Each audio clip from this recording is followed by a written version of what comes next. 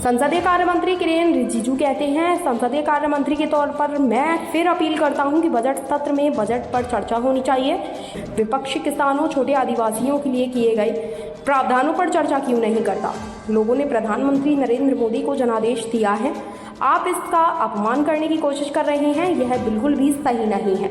Budget सत्र में budget पर चर्चा होनी चाहिए। पार्लियामेंट्री अफेयर्स मिनिस्टर होने के नाते फिर से अपील करता हूं कि बजट सेशन में बजट पे चर्चा होना चाहिए।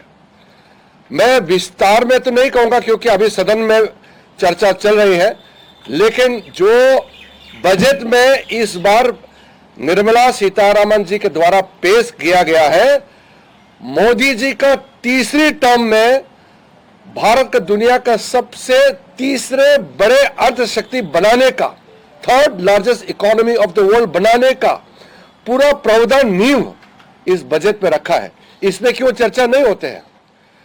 बजट में 11,11,111 करोड़ कैपिटल इंफ्रास्ट्रक्चर के लिए, capital expenditure, world class infrastructure बनाने के लिए जो बजट आवंटन किया गया, उसके बारे में विपक्ष के लोग क्यों चर्चा नहीं करते हैं?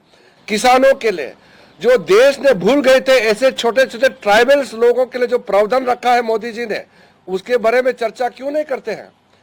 दूर दराज नॉर्थ ईस्ट से लेकर के कोस्टल एरिया से जो फिशरमैन, फार्मर, यूथ का जॉब एम्प्लॉयमेंट क्रिएशन के लिए, महिलाओं के लिए, किसानों के लिए जो प्रावधान है, इसको चर्चा क्यों नहीं करते हैं? सिर्फ गाली देने का काम क्यों करते हैं?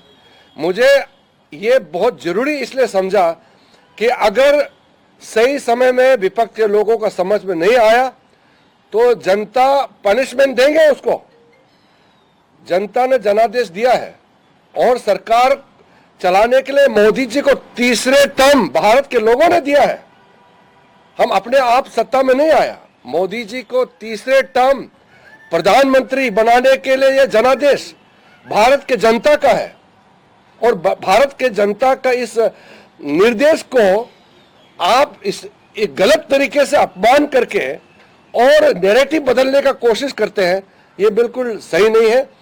बजट सेशन, बजट पे चर्चा होना चाहिए। बताइए ना, इतना हिस्टोरिक जो बजटरी एलोकेशन हुए हैं हर सेक्टर के लिए, कैसा खर्चा करना चाहिए वो बताइए ना। विपक्ष के लोगों को यह बताना चाहिए कि इतना बड़ा बजट को खर्चा करने के लिए और क्या क्या कदम उठाना चाहिए, वो बताओ ना, सुझाव दो।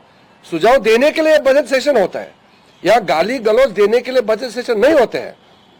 मैं बहुत अफसोस के साथ कह रहा हूं, लेकिन अपील भी कर रहा हूं कि कल पहला दिन बजट में जो विपक्ष के लोगों ने हरकतें की है वो दोबारा नहीं होना चाहिए। बजट के समय बजट पे चर्चा होना चाहिए।